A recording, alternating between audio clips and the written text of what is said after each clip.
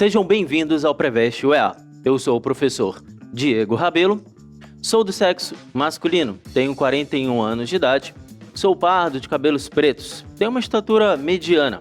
Estou trajando hoje uma calça cinza e uma blusa verde. O ambiente de aula que nós estamos é um estúdio de televisão e usarei uma tela interativa para as anotações. Na aula de hoje, nós vamos falar sobre eletroquímica, pilhas de Daniel para ser mais específico. Nós vamos revisar itens importantes envolvendo o NOx, números de oxidação, reações de oxirredução e também pilhas de Daniel, assuntos extremamente importantes que caem no nosso vestibular da UEA. Então, na tabela, são dadas as equações de reações de diversos compostos de crômio, em que esse elemento se apresenta em diversos estados de oxidação. A reação em que ocorre o processo de oxirredução é a letra A, 1, letra B, 2, letra C, 3, letra D, 4, ou é a letra E, 5. Bem, se você olhar para a tabela periódica, você vai ver que aqueles elementos ali dos metais alcalinos, ele tem um número de oxidação fixo, que é mais 1. Bem, na família 2, os metais alcalinos terrosos, eles também têm número de oxidação fixo, em mais 2. Detalhe, juntamente com os metais alcalinos, também tem a prata com o número de oxidação fixo em mais 1. Juntamente com os metais alcalinos terrosos, nós temos o zinco em mais 2. Então, são elementos em que, se aparecerem na equação, já te ajudam a resolver a questão se a reação é de oxidação e redução, ok? Bem, além desses, nós temos também o alumínio como número de oxidação fixo em mais 3. E aí tem uns outros que te ajudam também a resolver a questão. Por exemplo, o hidrogênio, o número de oxidação dele é mais 1, a não ser que sejam hidretos metálicos, esse hidrogênio esteja ligado a metais, principalmente alcalinos e alcalinos terrosos, em que, nessa situação, o hidrogênio vai ter o número de oxidação em menos 1. Temos também, por exemplo, muito comum que aparece nas equações, o nosso oxigênio. Então, o oxigênio, na maioria dos casos, ele tem número de oxidação em menos 2. E aí tem algumas exceções, como peróxido, que é menos 1, tá? Bem, temos também os halogênios. Esses halogênios tem que ter um certo cuidado, porque, bem, são ali da família 7A. E aí você pensa, o número de oxidação é menos 1. Beleza, mas tem alguns detalhes. Eles só vão ter número de oxidação em menos 1 se forem em moléculas diatômicas. Então, essas exceções você tem que ter cuidado. Mas o importante aqui é que são essas informações básicas que te ajudam a responder e ganhar tempo na resolução de uma questão como essa. Principalmente se você pensar que, eu tenho que, olhando agora para as 5 reações que a questão mostra para a gente. Você pensa assim, eu tenho que analisar o NOx de todos os elementos para saber quem está variando? Não necessariamente. Então, vem comigo que eu vou te ajudar a responder de uma forma prática e rápida. Não esqueçamos que ele dá uma atenção especial ao cromo, beleza? Então, vamos lá. Veja que na reação 1, temos alguns elementos citados no início da resolução da nossa questão, que é o caso do sódio, tá? Ele tem números de oxidação fixo em mais 1, tá? Temos aqui, olha, o nosso oxigênio, que nesse caso ele vai ter o número de oxidação em menos 2. Então, só aí você já vai eliminando a reação, visto que eu só vou ter o cromo, o nosso elemento em questão, que vai ter seu NOx possivelmente variado. Ora, numa reação de óxido-redução, eu preciso ter aquele elemento que oxida e eu preciso também ter aquele outro elemento que está reduzindo. Eu preciso ter um elemento químico que oxida, ou seja, aumenta o número de oxidação, e eu tenho que ter aquele elemento que reduz, que diminui o número de oxidação, que não é o caso da primeira reação. Então, vamos analisar agora a segunda reação. Bem, está aqui o nosso cromo, beleza? Só que eu tenho um cloro, que é o nosso halogênio, que em moléculas diatômicas ele tem NOx fixo em -1. Então, o cloro não varia. E o outro elemento químico, o oxigênio, é -2 e -2. Então, só aí a segunda reação química a gente também descarta, porque eu só vou ter um cromo como o elemento químico que está variando a sua oxidação. Não é o caso. Terceira reação. Na terceira reação, novamente eu tenho um halogênio, mas em moléculas diatômicas. Então, esse halogênio, o cloro, ele não vai variar o seu NOx. De igual modo, para o sódio, que é um metal alcalino, que ele também não varia o seu NOx, assim como a hidroxila, que é o oxigênio e o hidrogênio. Só me sobra agora o cromo como único elemento químico que está variando. Não é a nossa terceira reação. Vamos para a quarta. Na quarta questão, calma, não se assuste pelo fato de ter muitos elementos químicos nessa reação. Veja bem, eu tenho um NO3, eu tenho um nitrato, que ele se repete no reagente e no produto. Eu tenho uma hidroxila no reagente e no produto, eles se repetem. Então, esses elementos químicos não vão variar o seu número de oxidação, porque o grupo aqui ó, é o mesmo, ele é igualzinho, tanto no reagente quanto no produto. E aí, só vai me sobrar de igual modo também para o amônio, o NH4 e o NH4. Então, só me sobra aí o cromo como único elemento que pode estar variando a oxidação.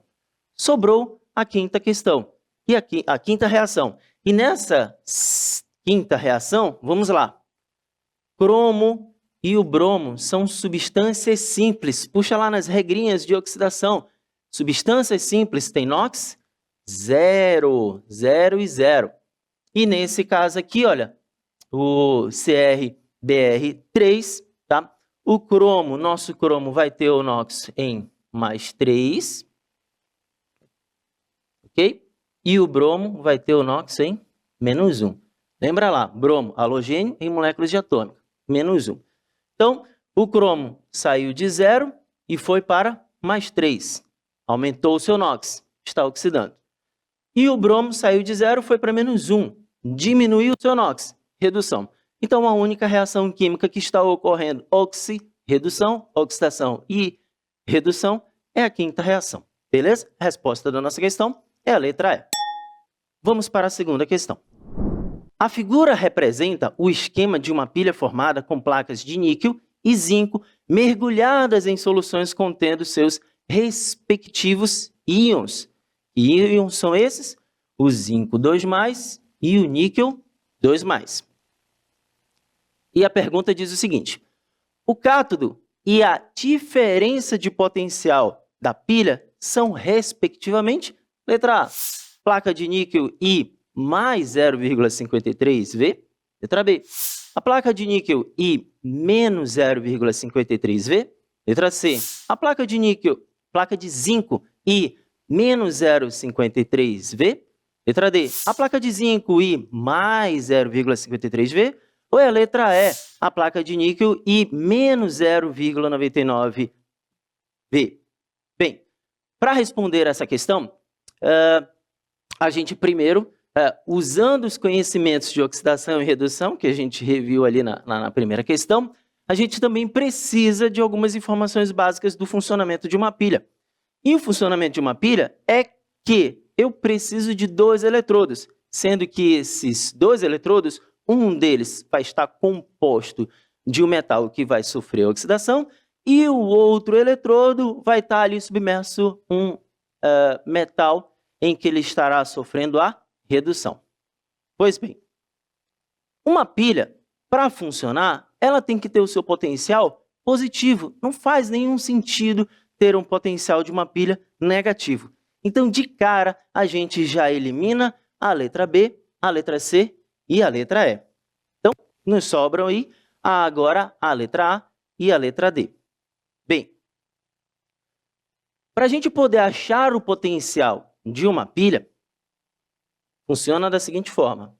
Eu vou ter ali o ΔE é igual ao potencial de redução maior, tá? Potencial de redução maior, menos o potencial de redução menor.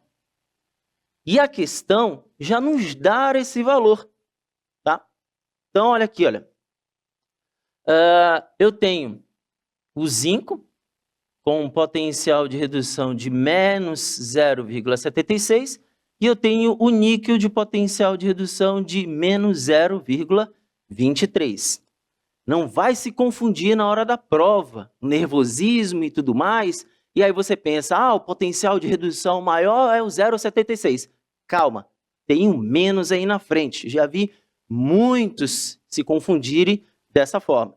Então, o potencial de redução maior, nesse caso, é o nosso níquel, com menos 0,23. Então, você faz a conta, menos 0,23 menos o potencial de redução menor, que é o do zinco, menos 0,76. Menos 0,76. Então, o resultado dessa nossa conta aqui vai ser mais 0,53. Beleza? Agora, detalhe. Como os potenciais de redução dados na questão para o zinco e o níquel, como descobrir, então, qual é a placa em que está ocorrendo a redução? Simples, é justamente aquele potencial maior. Simples assim. E o potencial maior aqui é o do níquel, com potencial maior em menos 0,23. Portanto, a resposta da nossa questão é a letra A, a placa de níquel e mais 0,53 volts. Vamos para a próxima questão.